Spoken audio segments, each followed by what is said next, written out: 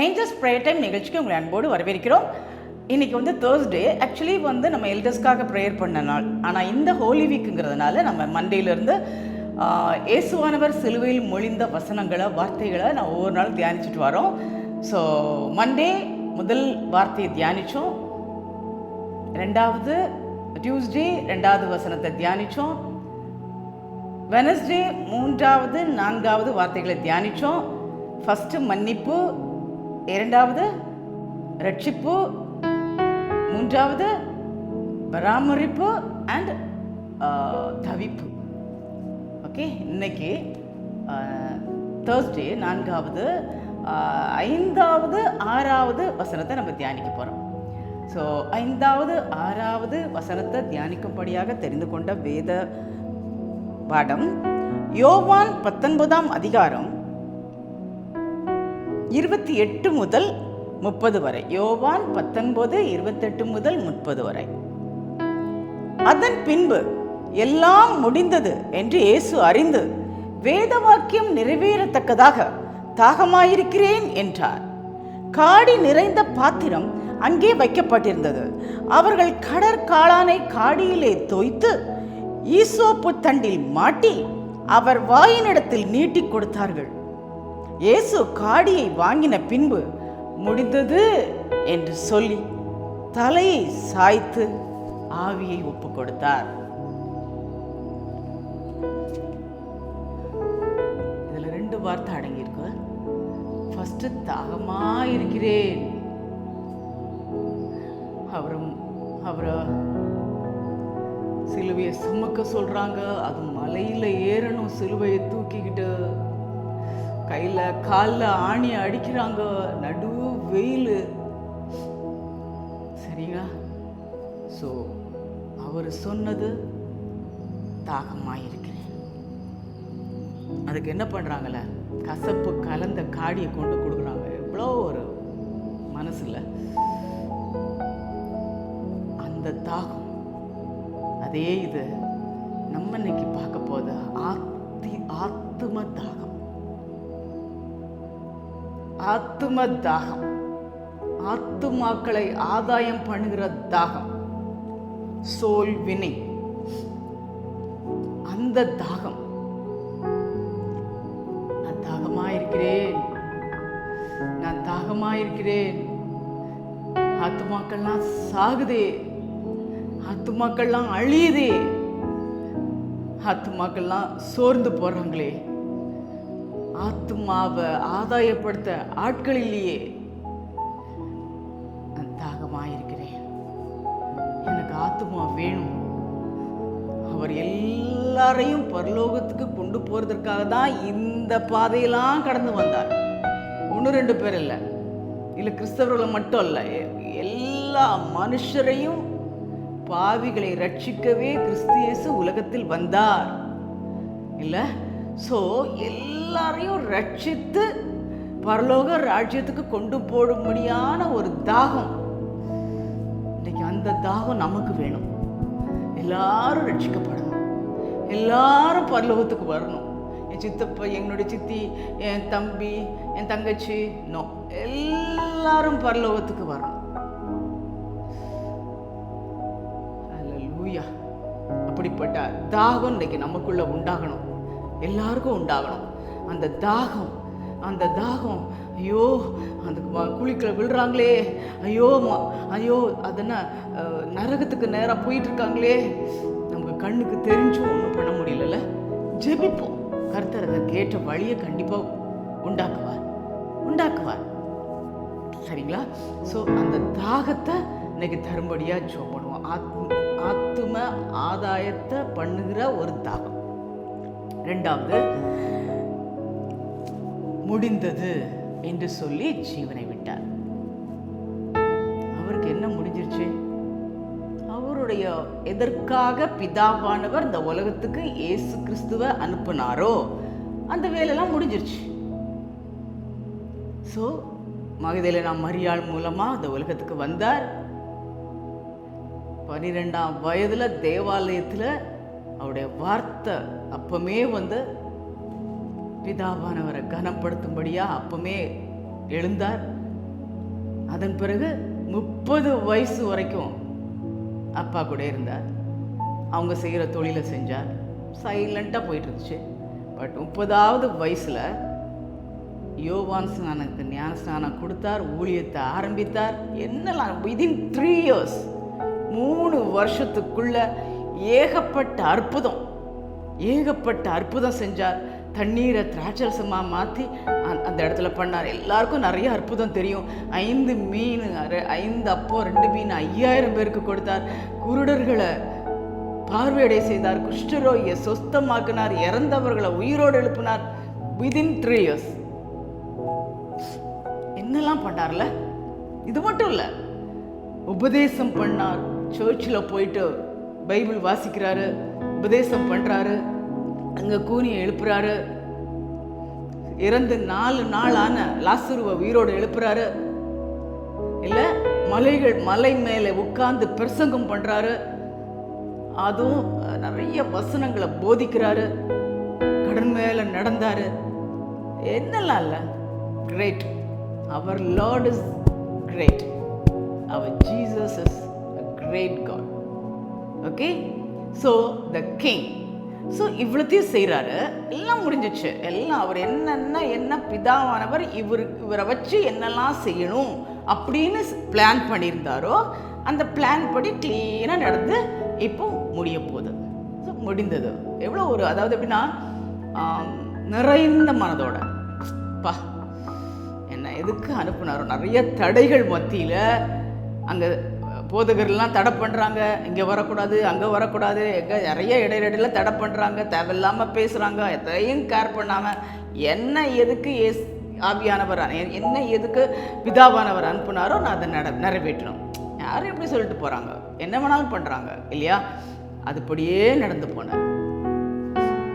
இவன் கெத்செமனேல கூட அவருக்கு இதெல்லாம் தெரியும். இப்படிலாம் நடிப்பாங்க, இந்த பாதையை கடக்கணும்னு தெரியும். அப்போ கூட அவருக்கு மனிதன் இல்லை. ஸோ முடியல, எப்படி இதெல்லாம் தாங்க போகிறேன், ஆனாலும் உங்கள் சித்தத்தின் படியே ஆக்கடவுதுன்னு சொன்னார்ல. ஸோ அவருடைய சித்தம் படி நடந்து முடித்தார். இயேசுவானவர் இந்த உலகத்தில் எதுக்காக வந்தாரோ, பாவிகளை ரட்சிப்பதற்காக வந்தார். என்னெல்லாம் பண்ணணும்னு நினச்சாங்களோ எல்லாவற்றையும் நடத்தி முடித்து விட்டார். அப்படிப்பட்ட பாக்கியம் நமக்கு வேணும்.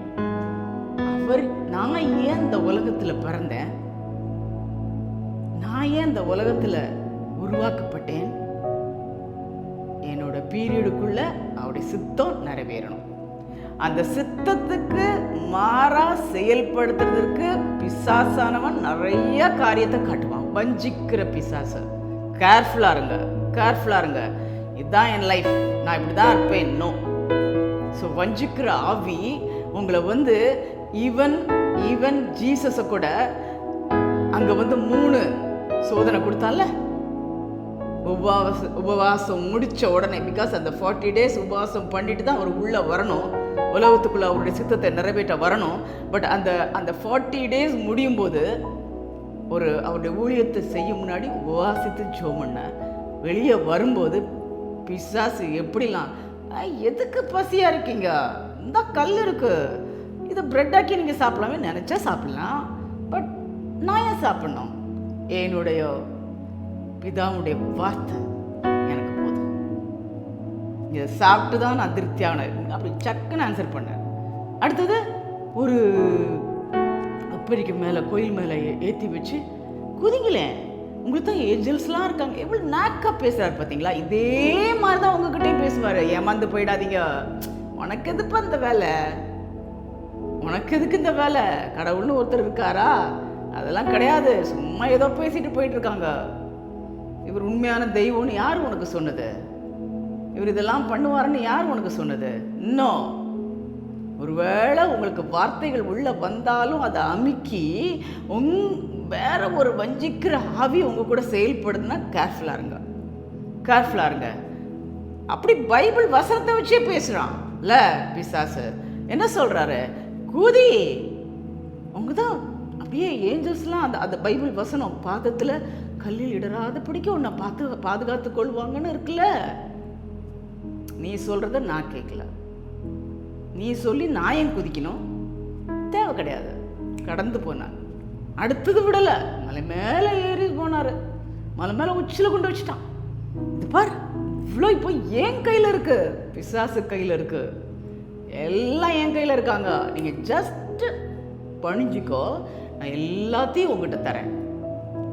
இன்னைக்கு நம்ம சொல்கிறோம்ல, கடவுள் நினச்சா எல்லாரையும் மன்னிச்சிடலாமே, கடவுள் எல்லாரையும் பண்ணிடலாமே, கடவுள் எல்லாத்துக்கும் சுகத்தை கொடுத்துடலாமே, எல்லாத்தையும் இப்படி பண்ணிடலாமே, அவர் நினச்சா ஒரு செகண்டில் அத்தனை பேர் ரட்சித்துடலாமே, ஏன் அவரால் முடியல கேட்குறீங்களே?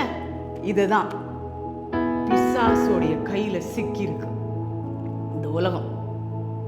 அவங்கள மீட்டெடுக்க தான் இயேசுவானவர் உலகத்துக்கு வந்தார். அதான் சொல்கிறார், நீ ஏன் கஷ்டப்பட போகிற? நீ இந்த சிலுவையை சுமந்து ரத்தத்தை சிந்தி அதை வச்சு மீட்கணுமா? ஏன் இவ்வளோ சிரமம்? ஜஸ்ட் காலில் விழுந்துரு, நான் அப்படியே இந்த உலகத்துக்கு தரேன், உனக்கு தரேன், அத்தனை மக்களையும் உன் கையில் தந்துடுறேன். ஒரு செகண்ட் வேலையில். ஆனால் கர்த்தர் பிதாவுடைய சித்தத்தை நிறைவேற்றினார். பிதா எதற்காக அனுப்பினாரோ அந்த சித்தத்தை நிறைவேற்றினார், நிறைவேற்றி முடித்தார். இதை விசுவாசிக்கிறவனோ ரட்சிக்கப்படுவான். இயேசுவானவர் எனக்காக வந்திருக்காரு, எனக்காக ரத்தத்தை சிந்தினாரு, என்னை இந்த மேலே நான் அவர் கூட பரலோகத்துக்கு கொண்டு செல்வதற்கு நான் கழுவப்படணும், சுத்திகரிக்கப்படணும். ஒவ்வொரு நாளும் அவருக்காக நான் வாழணும். என்னைக்கு முடிவு வருதோ அங்கே போய் சேரணும். ஸோ இந்த மாதிரி நம்ம உண்மை அதை விசுவாசித்தால் நீதிமான் பிழைப்பான். விசுவாசிக்கலான்னு வச்சுக்கோங்க, அவ்வளோதான். நரகம் காத்துட்ருக்கு, போயிட்டே இருங்க. இப்போ தெரியாது, உள்ளே போனப்போ தான் தெரியும். யாருக்கு அப்படி தெரிஞ்சது? லாசரு தெரியும்ல, அந்த வாசலில் உட்காந்து அப்படியே புண்ணெல்லாம் பிடிச்சிட்டு இருந்தான். அங்கே உள்ள அங்கே 5 பேர் அந்த வீட்டில் பங்களாவில் ஃபஸ்ட்டு உள்ள ஒருத்தர் அப்படி திமுறா பெருமையாக அப்படியே போயிட்டேன், சரி தலை எங்கேயா உட்காந்துருக்கா சொல்லியிருப்பார்ல எனக்கு, சரியா? ஆனால் அந்த ஒரு கருணம் இல்லாமல், இறக்கம் இல்லாமல், ஒரு உதவி கூட செய்ய முடியாமல் போயிட்டான், செத்துட்டான். அதுக்கப்புறம் எங்கே இருந்தான்? நரகத்தில் இருந்தான். உலகத்தில் இருக்கிற வரைக்கும் ஊழியக்காரங்க சொன்னது காதுக்கு போல, பைபிளில் உள்ள வசனங்கள் காதில் பேசல. இவன் பேசினாலும் வஞ்சிக்கிற ஆவி வஞ்சிச்சு பேசல, எதையுமே கவனிக்கல. ஆனால் நரகத்துக்குள்ளே போன பிறகு பார்க்குறான், அங்கே ஆபிரகாமுடைய மடியில் அந்த ஃபஸ்ட்டு லாசர் செத்து போயிடுறேன், ஃபஸ்ட்டு லாசர் செத்து போயிடுறான், அப்புறம் இவரு செத்து போயிடுறாரு. அந்த லாசர் எங்கே இருக்கான்? திருவோரமா புண்ணெல்லாம் அரிச்சு நாரி போய் இருந்த லாசரு மேலே மடியில் உட்கார்ந்துருக்கான். ஆபிரகாம்னு இருந்தார்ல, அவரும் பரலோகத்தில் இருக்காரு, அவருடைய மடியில் இருக்கிறாரு. பார்க்குறாரு, ஹாய் என்னடா இது, நம்ம வீட்டு இது நான் ஆவி எங்கே கிடக்குது? அந்த ஆத்மா சோல் இங்கே நரகத்தில் கிடக்குது, இன்னொரு ஆத்மா பரலோகத்தில் இருக்கு. அப்போ சொல்கிறான், ஐயோ நான் என்ன சொல்லியும் நான் கேட்கலையே, எத்தனையோ பேர் எனக்கு சொன்னாங்களே, இயேசுதான் உண்மையான தெய்வம், அவருடைய ரத்தத்தினால கழுவப்பட்டாதான் நீ பரலோகத்துக்கு வர முடியும். எவ்வளோ மெசேஜஸ் இப்போலாம் த்ரூ டிவி, இந்த சோஷியல் மீடியா, எங்கே பார்த்தாலும் எனக்கு மெசேஜ் கிடைக்குது. பட் எல்லாம் கேட்டும் இருதயத்தை கடினமாக்குன்னு அந்த மஞ்சுக்கிற ஆவி கடினமாக்கி வச்சதுனால அதோடு இறந்து மேலே போகும்போது அப்போது அவர் சொல்கிறாரு, ஆபிரகாமே அந்த லாசருவை ஒரு தடவை எங்கள் ஊருக்கு அனுப்புங்க, என் வீட்டுக்கு அனுப்புங்க. என் நிலைமை தான் அப்படி ஆயிடுச்சு, எனக்கு 4 தம்பிங்க இருக்காங்க, அந்த தம்பிங்களாவது பரலோகத்துக்கு வரணும். எங்கே வச்சு கூப்பிடுறாரு? நரகத்துக்கு போன பிறகு கூப்பிடுறாரு. அது அவர் ஆன்சர் என்ன? அங்கே இருக்கவங்க சொல்லுவாங்க, அதுபடி கேட்டு நடந்துக்கிட்டோம். இங்கேருந்து யாரும் போக முடியாது தான், முடிஞ்சது. ஸோ இந்த மாதிரி உங்கள் இருதயத்தை கடினப்படுத்தி வச்சுருக்கீங்களா? வஞ்சிக்கிற ஆவியினால் உங்கள் இருதயம் கடினப்பட்டிருக்கா? தயவு செஞ்சு இன்னைக்காவது இயேசுவானவர் உங்ககிட்ட சொல்றாரு, மகனே மகளே, உனக்காக தான் நான் பாடுபட்டேன், உனக்காக தான் நான் சிலுவையில் அறையப்பட்டேன், உன்னை மீட்கிறதுக்காக தான் ரத்தத்தை சிந்தினேன், உன்னை என் கூட பரலோகத்துக்கு கொண்டு போறதுக்காக தான் நான் இவ்வளத்தையும் சகிச்சேன். நான் தாகமா இருக்கேன், என்கிட்ட வரமாட்டியா? எல்லாத்தையும் முடிச்சிட்டேன். அதே மாதிரி நம்மும் இயேசுவானவர் இதுக்காக இந்த உலகத்தில் அனுப்பினாரோ அவருடைய சித்தத்தை நிறைவேற்றி நம்ம இந்த உலகத்தை விட்டு போவது எப்படி சொல்றது, பெருமிதத்தோடு சொல்லணும், அந்த மாதிரி அந்த மாதிரி சொல்ற பாக்கியம் நமக்கெல்லாம் கிடைக்கிறதுக்காக ஜெபம் பண்ணுவோமா? அன்புள்ள ஆண்டவரே, இன்று நீர் சிலுவையில் மொழிந்த 5வது 6வது வார்த்தைகளை நாங்கள் தியானித்தோம் சுவாமி. ஃபீல் பண்ண முடியுது ராஜா. அந்த வெயில்ல 2 கைகளும் ஆணியில் அரைஞ்சி, கால் மேல கால் வச்சு ஆணி அடிச்சு, எல்லா இடமும் வாரினால் அடிச்சு, அதுக்கு முன்னாடி உங்களை நடக்க வச்சு சிலுவை எவ்வளோ கொடுமைப்படுத்துறாங்களா? அவங்கள இந்த அளவுக்கு உங்களை கொடுமைப்படுத்துறாங்களா? பொறுமையா சகிச்சுக்கங்க. நம்ம ஜீசஸை நினைச்சுக்கங்க. எவ்வளோ பொறுமை. கஷ்டம்தான். ஆனா நீங்க நம்ம ஜீசஸை நினைக்கும் போது அந்த பொறுமையை நமக்கு கொடுப்பார். அந்த வலியை தாங்க பலன் தருவார். மனசு வலி அதை தாங்க பலன் தருவார். ஏன்னா அவருடைய சித்தத்தை நிறைவேற்றணும். இதுதான் அவருடைய சித்தம். இயேசுவானவரும் கெத்செமனே தோட்டத்தில் அழுதாரு. அழுகையில அந்த நரம்பு வெடிச்சு ரத்தம் வந்து அந்த அளவுக்கு அழுதாரு. அந்த வேர்வை ரத்தமா வந்துருச்சான். அந்த வேர்வை ரத்தமா வர்ற வரைக்கும் அவரும் அழுதாரு. ஆண்டவரே, இந்த பாத்திரம் என்னை விட்டு நீங்க கொடுமானால் என்னை விட்டு நீங்கட்டும் சுவாமி, என்னால முடியாது. அவரும் அழுதாரு. அழுறீங்களா?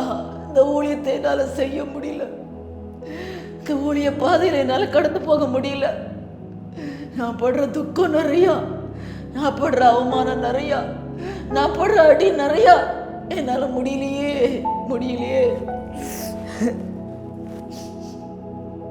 என்னால் இந்த பாவப்படியிலிருந்து விடுபட முடியலையே, என்னால் இந்த எண்ணங்கள்ல இருந்து விடுபட முடியலையே, இந்த ஊழியத்தை அப்படியே விட்டுட்டு ஓடிடலான்னு தோணுது, என்னால முடியலையே, இந்த பாத்திரத்தை என்னால சுமக்க முடியலையே, தாங்க முடியலையே. அவரும் அழுதாரு. வேர்வை ரத்தமா வடிகிற அளவுக்கு இப்போ பாருங்க எப்படி அழுதுருப்பாரு. பிதாவே, என்னை விட்டு இந்த பாத்திரத்தை எடுத்து போடுங்க, இந்த பாதையில கடந்து போறது எனக்கு முடியல.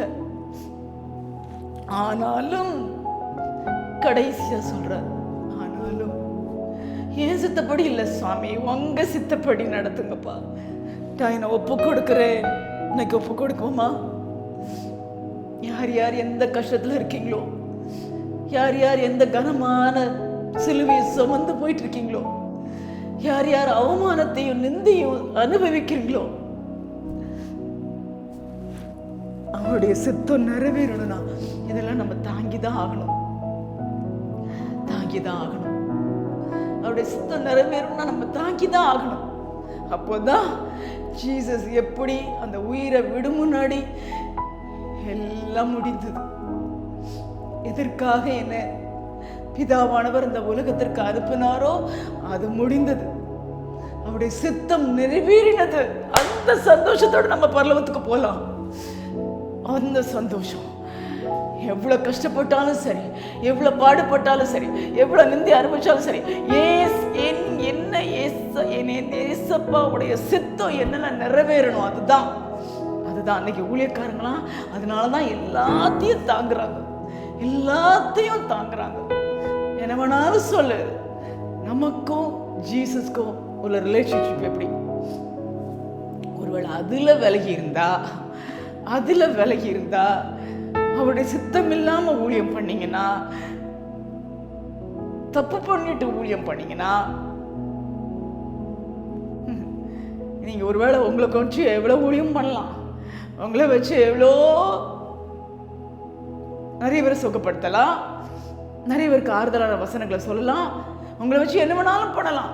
ஆனா முடிவு வரும்போது அங்க கதவு அடைக்கப்படும். சொல்லுவீங்க, கர்த்தாவே உங்க நாமத்தினால தான் நான் இதை செஞ்சோம், உங்க நாமத்தினால தான் பிசாசை துரத்தணும், உங்க நாமத்தை வச்சுதான் நாங்க. ஆமா, அவருடைய நாமத்தினால அது துரத்தப்பட்டது. பட் நீ பண்ண தப்புக்கு நான் உன்னை அறியேன்னு சொல்லுவார். அதுவும் நடக்கும். அதனால ஊழியக்காரர்கள் ரொம்ப கேர்ஃபுல்லா இருக்கணும், ரொம்ப கேர்ஃபுல்லா இருக்கணும். அப்படிப்பட்ட நிலைமை யாருக்கும் வரக்கூடாது சுவாமி. நீங்களே அவங்களை பாதுகாத்துக்கொள்ளலாம். எல்லாரும், அது ஊழியக்காரங்களாக இருந்தாலும் சரி, விசுவாசிகளாக இருந்தாலும் சரி, சாதாரண மனுஷங்களாக சரி, ஆண்டவர் எல்லாரையும் ஒரு நோக்கம், யூனிக் பர்பஸ். அவனை மாதிரி நான் இல்லையே, அவங்கள மாதிரி நான் இல்லையே, இது மாதிரி என்னால் ஊழியம் செய்ய முடியலையே, இப்படி என்னால் பண்ண முடியலையே. இன்னும் உங்களுக்குன்னு பாருங்க, அவர் பிதாவானவர் உள்ள அனுப்புகிறாரு. ஒரு கன்னியின் ஸ்திரியில் தான் பிறக்கிறாரு.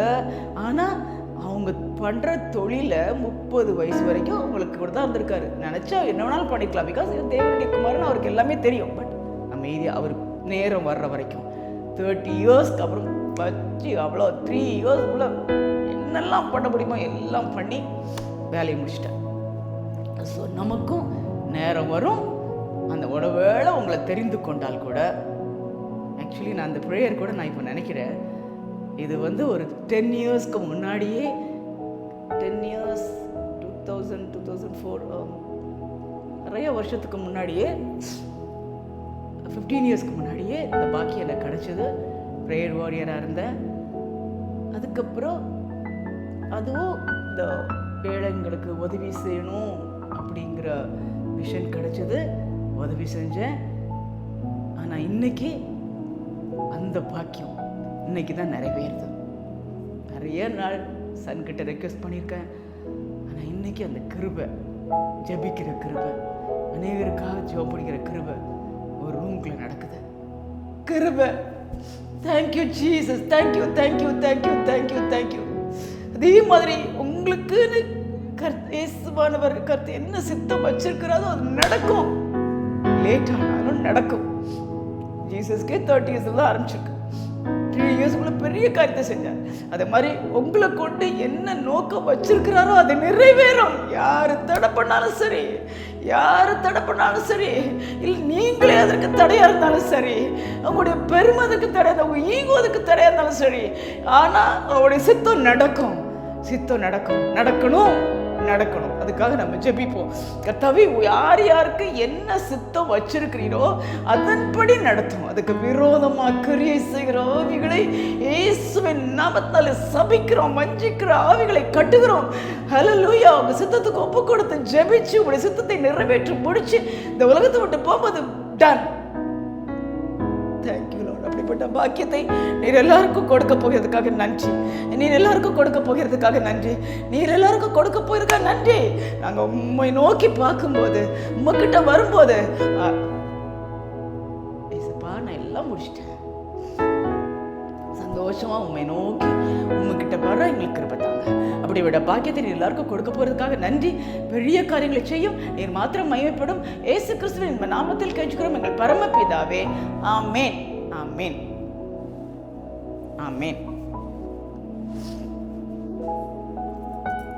ஸோ அப்படி சித்தத்துக்கு ஒப்பு கொடுத்து ஜெபம் பண்ணுவோம். இயேசுவானவர் இந்த உலகத்தில் எப்படி, தயவு செய்து சொல்கிறேன், நீங்கள் யாரையும் பார்க்காதீங்க. இந்த ஊழியக்காரன் இப்படி, இந்த ஊழியக்காரன் இப்படி, எங்கள் அம்மா இப்படி, எங்கள் அப்பா இப்படி, என்ன இது இருக்கு, இவங்க அந்த மாதிரி ஊழியம் செய்கிறாங்க, இப்படி தப்பு பண்ணுறாங்க, யாரும் எப்படி போகிறாங்கங்க. ஜீசஸை மட்டும் பாருங்க.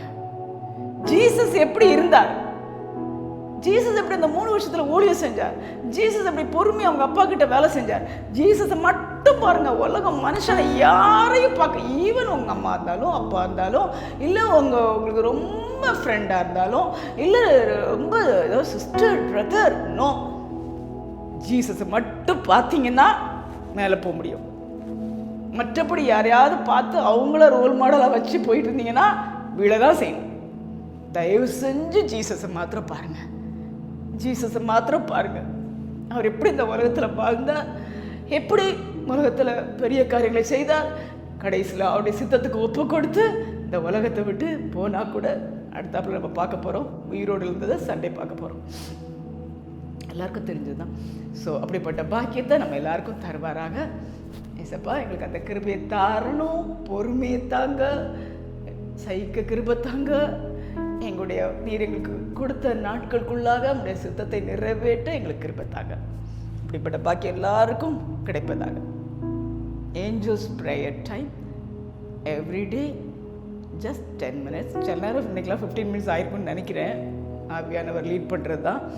நான் ஏற்கனவே சொல்லியிருக்கேன், ஜஸ்ட் வசனம் அவ்வளோதான். அதுக்கப்புறம் ஜெபம் பண்ணுவேன். நீரே வழி நடத்தும். அவர் தான் வழி நடத்துகிறாரு. ஸோ சேர்ந்து ஜெபம் பண்ணுங்க. இந்த உலகத்தில் நம்ம பெரிய காரியங்களை செய்யப்படும். தேங்க்யூ. God bless you.